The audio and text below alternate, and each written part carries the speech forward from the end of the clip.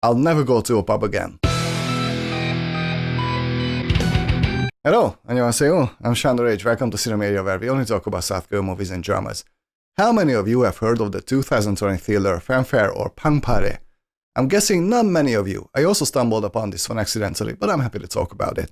The movie stars Hwa-young, Jong-hwan. I was really happy to see him. He was awesome in Strangers from Hell. Even though I hated his character, I loved his acting. The movie also stars Yeon-woo, Ki-jung, and Yeon-woo. On Halloween night, a woman walks into a bar. The bar is almost closed, only the owner is there, but then two robbers break in, and as they try to steal the money, the owner gets killed by one of them. Not knowing what to do, they call up one of their friends, who also calls one of his friends to get rid of the body. Meanwhile, the woman is held hostage, but she is unusually calm. Fanfare is a very simple movie. It takes place in one place, during one night, it only has a few characters, which is okay, but is it any good? Yes, and mostly no. Jong-hwan's acting is a highlight once again. He's absolutely the best part of this movie. His character is the most fleshed out, he's the one who feels like an actual human being, he's the only one who has any internal conflict in this movie, and he was really good. Also, it was fun to watch a small independent movie. Well, I guess it is. And this one has a certain charm to it, definitely. It's not an all-out thriller, certain parts are comical, even if blood is dripping everywhere. It's almost like a black comedy sometimes, and it works during those parts. But I was mostly impressed by the music here, which is rare. The score mostly consists of solo jazz drumming and it fit the movie really well, but honestly, every musical choice enhances the movie. And of course, I enjoy the violent bits as well, although I thought that this was gonna be way more violent than it actually is, but still, those bits were fun. With all that said, the movie is 90 minutes long, but sometimes it feels way longer.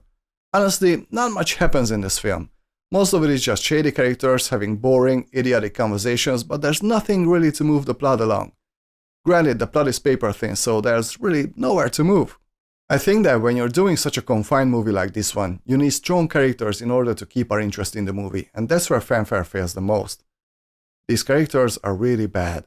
All of them are just fucked up, disgusting people, like I said, Park Chung-hwan's character being the only exception, and I just didn't care about any one of them. Whether they died or survived, it didn't matter. And then there's Hwa-young as this hooker, I guess she is, and she's a total enigma. There are countless times in the movie when she could have just ran away, but no, she stays with these fuckers because it's fun, I guess. And then at a certain point it seemed like there was gonna be something more to her character, maybe something is going to get revealed about her, but no, she is just a weirdo, like the others. That's it. Look, I like small movies taking place in confined spaces. If the story is good enough, if the characters are strong enough, movies like this can be an absolute joy. And Fanfare succeeds in certain aspects, but overall this is a boring, uneventful movie with despicable characters, a paper-thin plot, and honestly lacks any kind of suspense or excitement. I didn't hate it, but I sure wouldn't want to watch this again. If you like thrillers with a hint of black comedy, give this one a try, but you might be disappointed. I'm gonna give Fanfare 62%. It's not a total misfire, it just feels underdeveloped. This could have been so much better. 자 여러분, 오늘은 여기까지만 해요. 영상 봐주셔서 감사합니다. 이 영상 좋아하면 구독해주세요. See you very soon. 다음 시간에 만나요. Bye!